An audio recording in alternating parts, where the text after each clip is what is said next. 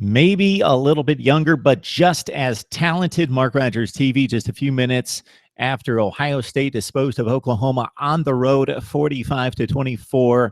Of course, this was the first true test for this Ohio State football team and for many of the key players on the field who are really impact players for the first time in their careers, with those 12 first-rounders moving on to the NFL last season. So the Buckeyes came on, and despite Oklahoma driving well on their first series, they culminated with a missed field goal off the right upright, and the Buckeyes going 3 and out on their first series. After that, Ohio State pretty much controlled the game. I will say that they dominated most of the time, not a complete domination, because Oklahoma is a fine football team that made plays at times and certainly showed up on defense, in particular spots and pockets of the game, but Ohio State generally dominated. First, with the rushing defense, it was evident that despite the talents of Samaje Perine and Joe Mixon, who returned a kickoff for a touchdown, so Ohio State's defense still was going into the second quarter having not allowed a defensive touchdown this season, all by a pick six by J.T. Barrett in game one. And then also in game two, the Mixon kickoff return for a touchdown that should have been called back because he dropped the football before he hit the goal line. But in all intents and purposes, it didn't matter in the end. And Ohio State legitimately gave up the kickoff return for the touchdown. But back to the OSU defense. Outstanding on this night for three basic reasons. Number one, stuffing the running game of Oklahoma. When the Sooners did run it well, it was usually a jet sweep. It was something that they had to do schematically to beat the Buckeyes. They did not beat them physically. D.D. Westbrook had a 35-yarder from the slot position. Mixon had a big 31-yard gain that pumped up his stats for 9 carries and 78 yards. Samaje Perine, of course, the main back in that Oklahoma offense, 17 for 60, just 3.5 yards per carry. Ohio State basically shut down the OU running game. We saw it against Clemson in the college football playoff last year. We saw it in the first game against Houston, as Oklahoma lost that game 33-23, and discussed it a number of times in previewing the game. The difference between Oklahoma and the elite teams of college football right now, one big difference: the offensive line protection in the pass game. Baker Mayfield was harassed in this game, and he looked a bit shell-shocked, and for good reason. Who could blame him? He faced a defense that's faster, more talented, more athletic, and more determined than the defenses he faces in the Big 12 and generally across the country. This group is super fast and relentless.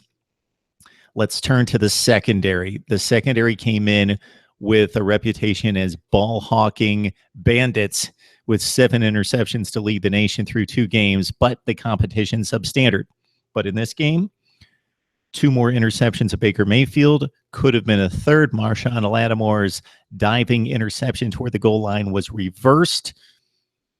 It was pretty inconclusive to me as to whether he trapped the ball or caught it cleanly. Nevertheless, the Buckeyes stopped Oklahoma on that drive, and the defense with Gary and Conley, the aforementioned Lattimore, Malik Hooker, exceptional in the secondary. You saw the batted ball from Holmes to Baker that turned an Oklahoma drive into a Ohio State touchdown that made it 14-0 at the time. Ohio State dominant on defense. It'll be interesting to see this team progress as it faces different styles of offense, with Wisconsin, Michigan State, Nebraska ahead before the finale with Michigan coming to town. J.T. Barrett not expected to do much, not needed to do too much as a thrower, but as a game manager and complete quarterback, it's all on his shoulders. 14 of 20, 4 touchdown passes, all to Noah Brown. If you didn't see the game tonight, you've got to find the Noah Brown touchdown reception. He had 4 of them, but the one in particular was special. We'll just say that. Mike Weber continues to shine as a redshirt freshman in the running game, 18 for 123. But I think a lot of Buckeyes fans have found their favorite in Curtis Samuel. This guy can just do it all from multiple positions on the field as a true running back in the traditional set next to the quarterback. Slot receiver, they split him wide. They swing him back through the motion once the play starts and the ball snapped. 11 rushes for 98 yards, 1 touchdown.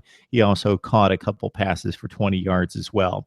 But this was Noah Brown's night. You got to catch out the play on YouTube. 5 catches for 72 yards, 4 touchdowns for the sophomore.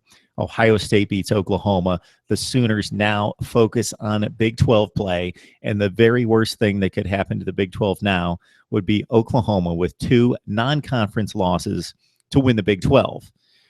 Their hopes ride on Baylor and especially Texas in particular, depending on tonight's finale and final score in a very, very close game with Cal.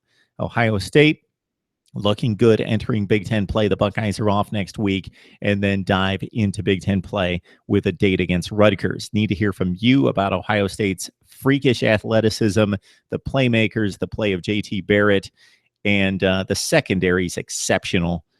Oklahoma fans, can you pick it off the deck? And what does this season mean to you?